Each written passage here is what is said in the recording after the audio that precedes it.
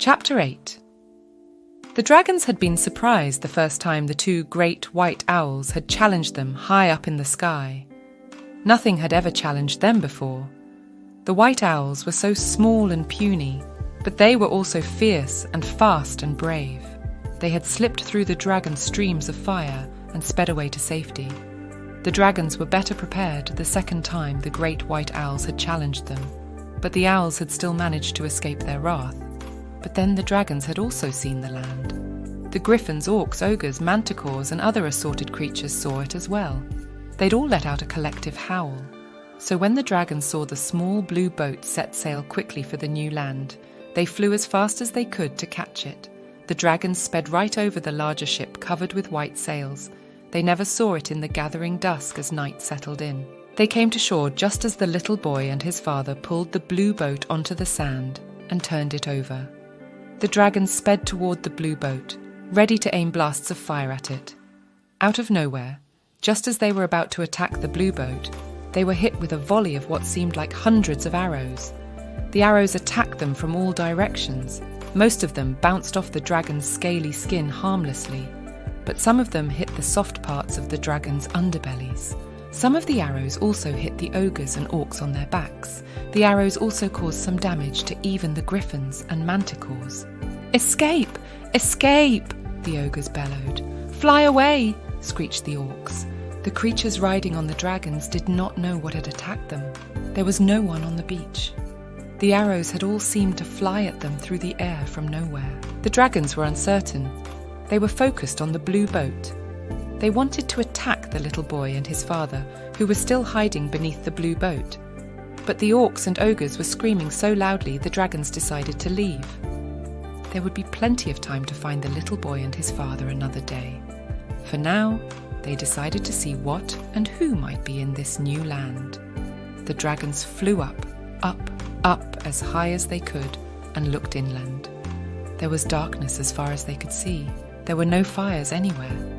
The land stretched out before them in the gathering darkness. There seemed to be no end to the new land.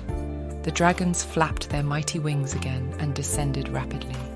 They flew over the treetops that also seemed to stretch for miles. Finally, after some time, they came to an opening in the forest and the trees. They circled their wings backwards rapidly and settled to the ground. There were no sounds anywhere. There were no orange eyes peering out at them from the depths of the forest. There didn't appear to be any creatures at all in this new land. The orcs and ogres climbed down from the dragons as fast as their legs could carry them. After so many days aboard the dragons, they were overjoyed to be on solid ground again. The instant the creatures had clambered down, the dragons left. They wanted nothing to do with these creatures. They flew up, and disappeared into the night. The orcs and ogres started fighting with each other almost from the moment they were on the ground. Their howls and bellows filled the night sky. The orcs wanted to return to the beach to find the little boy. The ogres wanted to go hunting immediately for something to eat.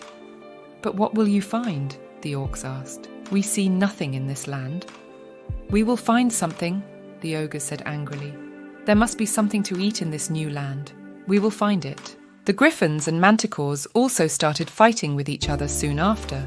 The manticores especially were weary of being in the air for days. They wanted to fight. But the griffins were in no mood to put up with the manticores and used their sharp lion claws to escape into the air. The griffins decided to leave the clearing and flew off to the west. When the manticores realized that their mortal enemy had left, they decided to go their own way as well. The manticores flew off to the east. The orcs and ogres looked at each other. Now that the winged creatures, the griffins, the manticores, and the dragons, had all left, they were alone in the clearing. They thought about fighting each other again. But in the end, the orcs decided to head north, while the ogres decided to go south. None of the creatures had a plan. This land was new to them. They had no idea who or what might live here. But they were not worried. They would conquer whatever came their way.